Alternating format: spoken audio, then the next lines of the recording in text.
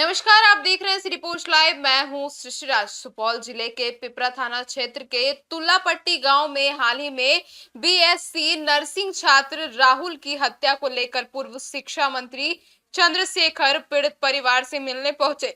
इस मौके पर उनके साथ राजद नेता लव यादव और बड़ी संख्या में कार्यकर्ता भी मौजूद थे। चंद्रशेखर ने घटना को बेहद दर्दनाक और समाज के लिए कलंक करार दिया है। उन्होंने कहा कि आजादी से इतने दशकों के बाद भी जातीय नफरत की वजह से इस तरह की घटनाएं होना बेहद चिंताजनक है। राहुल की हत्या इसलिए की गई क्योंकि उनसे एक पंडित परिवार की लड़की से शादी करने की हिम्मत की थी। चंद्रशेखर ने राहुल को होनहार बताते हुए कहा कि यह दिल दहला देने वाला बात है और कि सिर्फ जातीय पूर्वाग्रह के कारण उनकी जान ले ली गई। उन्होंने कहा कि ईश्वर ने कभी जाति नहीं बनाई, इस हमारे प्रमुखों की गलतियां का परिणाम है और आज भी उसी की वजह से समाज में खाई बनी जा रही है। और चंद्रशेखर ने महात्मा फूले बाबा साहब अम्बेडकर और जननायक कर्पूरी ठाकुर से प्रेरणा लेते की अपील की है और जातीय नफरत फैलाने वालों के खिलाफ सख्त कार्रवाई की मांग भी की है। लेकर के और अभी तक कोई गिरफ्तारी के बाद अभी तक वो भी इलाजरत है। इसमें सर क्या कहेंगे? देखिए, सच में किसी भी सभ्य समाज, देश और राज्य के लिए यह जो लोमहर्षक घटना है वो कलंकित करने वाला है। इस ढंग की घटनाएं जो जातीय नफरत के कारण होती हो, आज भी आज़ादी के इतने सालों बाद आप समझ लीजिए कि सैकड़ों हजारों साल पहले क्या स्थिति होती है। निश्चित रूप से राहुल की हत्या एक विशेषाधिकार प्राप्त, जो वर्ण व्यवस्था के विशेषाधिकार प्राप्त जाति के बच्ची से होती है, सब लोग जानते हैं। और वो बच्चा जो होनहार बच्चा था, उस बच्चे का कत्ल इसलिए हो जाता है कि उसने विशेषाधिकार प्राप्त पंडित परिवार में कैसे शादी करने का जुर्रत किया, हिम्मत किया। ये बहुत ही हृदय विदारक है, लोमहर्षक है। शायद मेरी समझ से दुनिया के किसी भी डिक्शनरी में इसकी भर्त्सना की जाए उसका शब्द नहीं है। शायद मैं समझता हूँ, अंग्रेजी हो, हिंदी हो, संस्कृत हो या दुनिया का जो भी भाषा हो, इस तरह की हत्या का, इस तरह की घटना का किस शब्द में भर्त्सना किया जाए, इसके लिए तो मेरे पास शब्द नहीं है। परंतु आप लोगों के माध्यम से मैं इस देश समाज के लोगों से विनम्रतापूर्वक कहना चाहता हूँ कि आखिर कब तक जातियों के नाम पर ये नफरत इस तरह कदम बोएंगे आप कि भारतीय व्यवस्था के अधोपतन का, दुर्गति का सबसे बड़ा कारण है जाति व्यवस्था और जातीय नफरत। इसी बात को रेखांकित करके हमने कोई आज से 2-3 साल पहले शिक्षा मंत्री के पद पर रहते हुए जो महसूस किया, बचपन से लेकर आज तक, कि अगर कोई पिछड़ा है, दलित है तो जेल जाएगा, अब कोई सवर्ण है, प्रिविलेज क्लास है तो वो मजा पाएगा। एक बड़ा उदाहरण है इसके लिए हमारे पुरखों ने जो लड़ाई लड़ी, महात्मा फूले, पेरियार, अम्बेडकर, जननायक कर्पूरी ठाकुर, आज के सामाजिक न्याय के योद्धा आदरणीय लालू प्रसाद जी। आप लोगों को पता है सबको कि आपके बगल में बलवा बाजार है। 7 वर्ष तक बदस्तूर सारा घोटाले का लूट करने वाला व्यक्ति, इसलिए कि वो बड़ी जाति के लोग हैं तो वो बेल आउट नहीं हुए, सजा मुक्त हुए।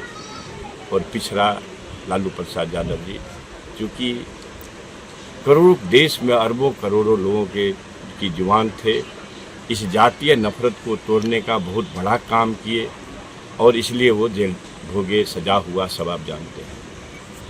ऐसी परिस्थिति में मैं आप लोगों के माध्यम से इस समाज और देश के लोगों को कहना चाहता हूँ कि देखिए, ईश्वर ने जातियाँ नहीं बनाई, ईश्वर ने तो इंसान बनाया। जातियाँ पुरखों की गलती से बनी है।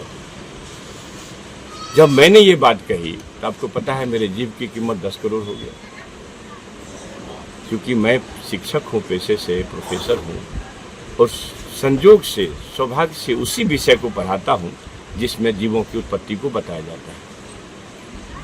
यह कौन सा धर्म होगा, कौन सा पंथ होगा, कौन सा विचार होगा कि इंसान अछूत हो जाए और जानवर भगवान हो जाए। मैं उस बात पर स्टैंड कर रहा हूँ, आज भी आप सभी लोग जानते हैं। तो ये जातीय नफरत को चलाने का जो आधार है, उन पर हमला करना होगा। और मैं इस माध्यम से ये भी कहना चाहता हूँ कि मैंने कह दिया पुरखों गलती से, क्योंकि भाई 5000 साल 4000 साल पर 3000 साल पहले की बात है। कोई पुरखों की गलती से ये वर्ण व्यवस्था बना है हमारे यहाँ। सब लोग पुरखे हैं, मिक्स ब्लड है, सबका एक दूसरे से मिक्स हुआ है। मैंने कहा तो मेरे जीव की कीमत 10 करोड़ हुई और नैरेटिव चलाया नेगेटिव लोग। और उसी चीज को मोहन भागवत जी 4 बार 5 बार आज तक कह रहे हैं। मोहन भागवत जी ने तो आरोप लगा दिया कि पंडितों की देन है जाति व्यवस्था। आप लोग भी जानते होंगे, मेरे पास तो डॉक्यूमेंटेशन सब बात का, अब तो सब लोग जानते हैं। मोहन भागवत जी के जीव की कीमत कोई 10 रुपया भी नहीं लगाया। यही है जातीय नफरत, यही है जातिवाद। और मैं पुनः फिर कहना चाहता हूँ, इस तरह के घटनाओं को अंजाम देने वाले लोगों को फांसी से कम और स्पीडी ट्रायल चला करके फांसी होगा तो शायद समाज में ये संदेश जाएगा कि ये न तो राम के भक्त हो सकते हैं, न भगवान कृष्ण के भक्त हो सकते हैं। किसी भगवान को मानने वाले लोग ही नहीं हैं। क्योंकि आपको पता है कि भगवान राम जी का बड़ा दर्शन है कि सबरी के जूठे बैर खाए। वो भी जाति व्यवस्था से दुखी थे। यही मैं संवाद देना चाहता था जिसको उन्होंने दबाया। भगवान राम जी सबरी के जूठे बैर खा सकते हैं। आप जिस इलाके में रहते हैं भाईजान, इस इलाके में सबसे श्रद्धा से गौरव से पूजा होती है बाबा धर्मराज की। बाबा धर्मराज जी के साथ हरिया डोम की स्तुति होती है। आप लोगों को पता है, चूँकि आप इस इलाके लोग हैं, इस इलाके में ज़्यादा लोकप्रिय देवता है, लोक देवता के रूप में लोग उनको मानते हैं। उदय साहू की, अंडू माली की, ज्योति बाबा पासवान की, और तो और मीरा साहब मुस्लिम परिवार के एक देव की पूजा भी उन्हीं के साथ होती है। आप समझिए कि ईश्वर प्रभु परमात्मा कभी जातीय नफरत के पक्ष में नहीं है। जो लोग इनको बोल रहे हैं निश्चित रूप से वो पाखंडी हैं, वो तो धर्मावलंबी हो ही नहीं सकते हैं। वो किसी धर्म को मानने वाले नहीं है। इंसानियत से बढ़कर के कोई धर्म नहीं है। इस राहुल का जो कत्ल हुआ है, यह सब समाज के माथे पर ऐसा कलंक है कि जुगों जुगों तक यह मिटने वाला नहीं। इसलिए मैं पुनः आप लोगों के माध्यम से कहना चाहता हूं कि शासन में थोड़ी सी भी संवेदनशीलता है। एक व्यक्ति को, जो फादर है, पिताजी है, वो बच्ची का, जो इसे घटना को अंजाम दिया है, उसको वहाँ के बच्चों ने पकड़ा है, जैसे कि मुझे सूचना है। और एक भी आदमी उसका सहयोगी नहीं पकड़ा गया है। ये है नीतीश बाबू के सुशासन का तांडव। और नीतीश बाबू के सुशासन का अगर नीतीश बाबू को होश हो तो मैं पूर्व शिक्षा मंत्री और इस इलाके के एक राष्ट्रीय जनता दल के सामाजिक राजनीतिक कार्यकर्ता के हिस्से से कहता हूँ कि अगर सच में थोड़ा सा भी शर्म हो, 24 घंटा के अंदर सबका गिरफ्तारी करो, न तो शासन सिंहासन खाली करके समाज से माफी मांगो। जी सर, तनुप्रिया की जो है स्थिति अभी बहुत दयनीय है और कल सुने हैं कि वो जो आत्महत्या करने के प्रयास किया गया है। सर, इसमें क्या कहेंगे? ऐसा कौन जिंदा रहेगा जिसका सब कुछ लूट गया? आप बोल देखिए, सब सारा राम रोम को भूल गया। अब इससे ज्यादा संवेदनशील क्या बेचारी, उसका तो जीवन खत्म हो गया। कौन जवाबदेह है इसके लिए? न सिर्फ उसके पिता जवाबदेह है, ये व्यवस्था जवाबदेह है। इस व्यवस्था के परिवर्तन को सोचना चाहिए और सरकार को अविलंब संज्ञान लेकर के बड़ी कार्रवाई करनी चाहिए। और इस परिवार पे, जो गरीब परिवार है ना, को है देखने वाला, एक कमाऊ पुत्र होने वाला मर गया, कम से कम इसको 1 करोड़ से कम का मुआवजा अगर सरकार देती है तो समझिए कि सरकार संवेदनशील है। क्या हम लोग को इस चीज़ का आश्वासन मिल रहा है मंत्री जी के द्वारा, तो क्या ये आगे तक ये बात जाएगी सर? बिल्कुल जाएगी, आप देखेंगे। जी, आपकी पार्टी इसमें कितना खरा उतरेगी सर? मेरी पार्टी इस तरह के संवेदनशील घटनाओं पर हर समय संवेदनशीलता दिखाती है। मैं उम्मीद करता हूं कि किसी भी नेता और पार्टी से ज़्यादा संवेदनशीलता से हमारी पार्टी इस घटना को लेगी और आगे इस पर कार्रवाई कराने के लिए अडिग रहेगी।